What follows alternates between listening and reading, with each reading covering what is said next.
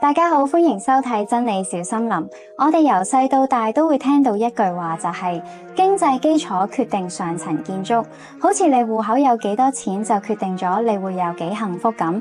但係你試下深呼吸一下，問下自己，你真係覺得一堆數字可以框住你嘅一生咩？其實真相可能溫柔得多。好多人都以為人生好似一場必須贏嘅遊戲，要不斷攀爬去爭取更多嘅金錢同物質呢。我哋好多時為咗份糧去奔波，為咗供樓而放棄夢想，感覺就好似推緊石頭咁樣，覺得好攰好無力。因為大家都話冇錢就萬萬不能，冇經濟基礎就連談理想嘅資格都冇。你可能曾經都試過喺夜深人靜嘅時候，覺得好孤單，覺得自己好似被呢個物質世界困住咗咁。但係當你安靜落嚟，望下個天，你會發現太陽光灑落嚟嗰陣，並唔會因為你銀行戶口嘅存款而有所增減嘅。我哋試下轉個角度睇下呢件事啊。生活就好似煮飯咁，食材固然重要，但係真正令餐飯好味嘅係煮嘢食嗰個人嘅心機同火候。有一項關於人類快樂指數嘅統計指出，當收入達到每年大約75,000美元之後，金錢帶嚟嘅快樂就會大幅度咁遞減啦。呢個就係經濟學上面講嘅邊際回報遞減規律啦。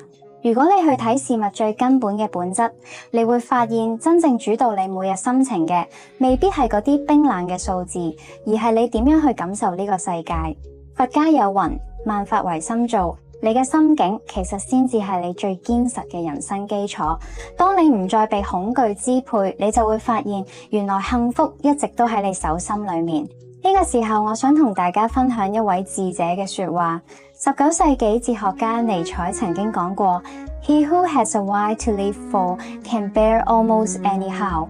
知道為何而活的人，幾乎能承受任何怎麼活法。你嘅精神支柱，你對生活嘅熱愛，呢啲先係真正牢不可破嘅財富。金錢只不過係一種工具，好似羅盤咁，可以幫你行得順利啲，但係佢永遠唔能夠代替你決定你要去嘅目的地。聖經入面都有一句說話：人若賺得全世界，卻喪了自己，賠上自己，有什麼益處呢？當我哋將注意力由外在嘅追逐轉移到內在嘅平靜，你會發現好多原本以為跨唔過嘅高山，原來只不過係心入面嘅小沙丘。每一次嘅困難其實都係一個提醒，等你可以更加了解自己嘅內心。所以咧，經濟基礎從來都唔係用嚟綁死你人生嘅枷鎖，而係俾你去體驗呢個世界嘅一張入場券啫。愛爾蘭作家王爾德曾經講過 ：We are all in the gutter。But some of us are looking at the stars。我們都在陰溝裏，但仍有人仰望星空。無論你而家嘅處境係點，你都有權利去欣賞夜空嘅美麗，去感受微風嘅溫柔。當你明白到你嘅價值並唔係由外在環境去定義嗰陣，你就會有一種好似放低咗心頭大石嘅感覺，真正咁重新掌握自己嘅人生，心入面會有一種原來係咁嘅舒暢感。希望今日呢個短短嘅分享可以為你帶嚟一點點平靜嘅力量。如果你中意呢種溫暖嘅心靈交流，不如訂閱我哋頻道，等我哋每個星期都可以喺度陪你傾下偈。多謝大家收聽。